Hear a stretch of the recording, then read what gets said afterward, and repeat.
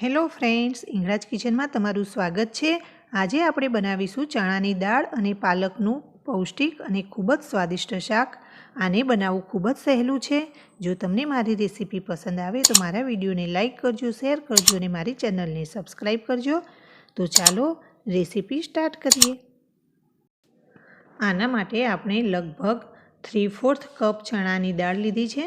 ચણાની દાળને આપણે 3 કલાક પહેલાં પાણીમાં પલાળી દીધી હતી। એનાથી તે સારી રીતે ફૂલી ગઈ છે। એનું પાણી આપણે નિતારી દીધું છે।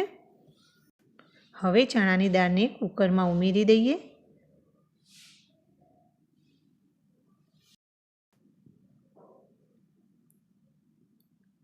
હવે એમાં અડધી ચમચી હળદર ઉમેરી દઈએ। થોડું મીઠું એડ કરીશું અને 1 ચમચી તેલ ઉમેરીશું, જેથી સીટી આવે ત્યારે પાણી બહાર ન નીકળે।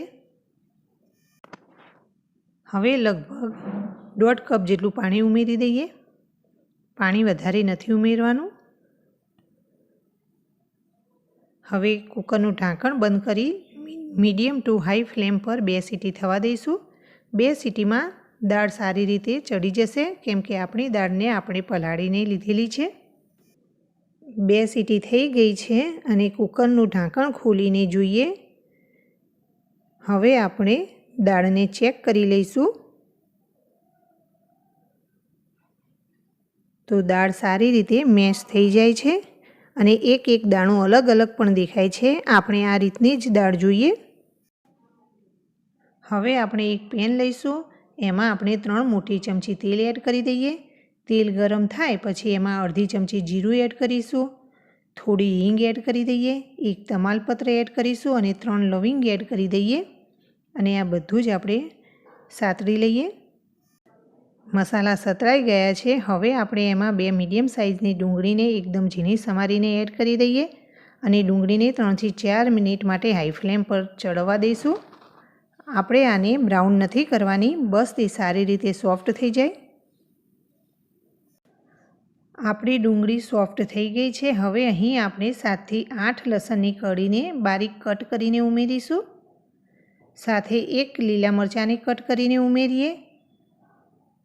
અડધી ચમચી આદુની પેસ્ટ ઉમેરીશું। આ બધું જ આપણે 2 મિનિટ માટે મીડિયમ ફ્લેમ પર ચડવા દઈએ। 2 મિનિટ જેવું થઈ ગયું છે ને બધી જ વસ્તુ સારી રીતે ફ્રાય થઈ ગઈ છે। હવે એમાં 2 મીડિયમ સાઇઝના ટામેટાને ઝીણા સમારીને ઉમેરીશું। ટામેટાને પણ ફ્રાય કરી લઈએ। સાથે જ આમાં મસાલા કરી દઈએ।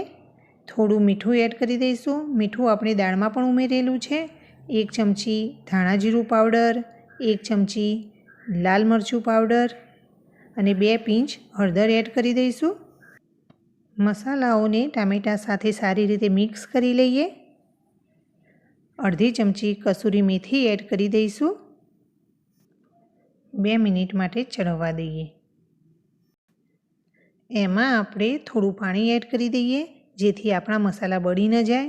આ બધું જ સારી રીતે મિક્સ કરી લઈએ। હવે ગેસની ફ્લેમ લો કરીને મસાલાઓને 4 થી 5 મિનિટ માટે ચડવા દઈશું। ટામેટાં સોફ્ટ થઈ જાય ત્યાં સુધી આપણે ચડવા દઈશું। 5 મિનિટ થઈ ગઈ છે તો તમે જોઈ શકો છો મસાલાઓમાંથી તેલ છૂટું પડી ગયું છે। ટામેટાં પણ સારી રીતે ચડી ગયા છે। તો આપણો મસાલો તૈયાર થઈ ગયો છે। હવે અહીં મેં 2 કપ જેટલી પાલક લીધી છે। પાલકને 3 થી 4 પાણીએ ધોઈને આ રીતે ઝીણી સમારીને લેવાની છે। પાલકને સતત હલાવતા રહીને મિક્સ કરીશું। ગેસની ફ્લેમ અત્યારે મેં હાઈ કરી છે। તમે જોઈ શકો છો પાલક શોષાઈ ગઈ છે। હવે આપણે પાલકને ઢાંકીને 1 થી 2 મિનિટ માટે લો ફ્લેમ પર ચડવા દઈશું। 2 મિનિટ થઈ ગઈ છે અને પાલકમાંથી પાણી છૂટું પડી ગયું છે। આમાં તમારે વધારાનું પાણી એડ કરવાની જરૂર નથી।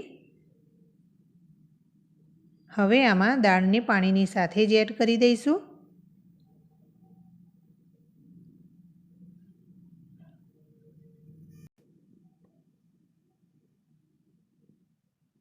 દાળને પાલક સાથે સારી રીતે મિક્સ કરી લઈએ।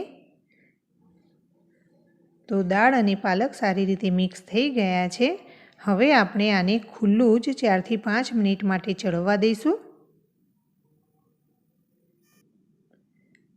5 મિનિટ થઈ ગઈ છે અને દાળ અને પાલક સારી રીતે મિક્સ થઈ ગયા છે.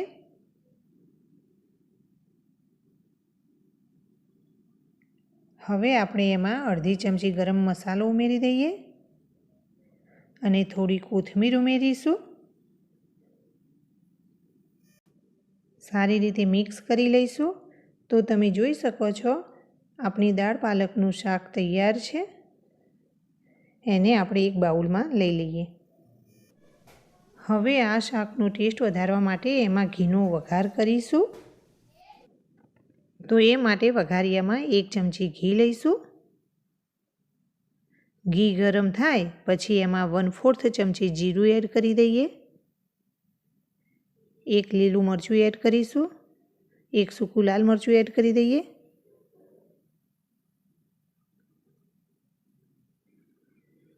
અને ગેસની ફ્લેમને બંધ કરી દઈશું. હવે આપણે આમાં 1 ચમચી કાશ્મીરી લાલ મરચું પાવડર ઉમેરી દઈએ. મિક્સ કરી લઈએ. હવે આ વઘારને આપણે શાક ઉપર રેડીશું.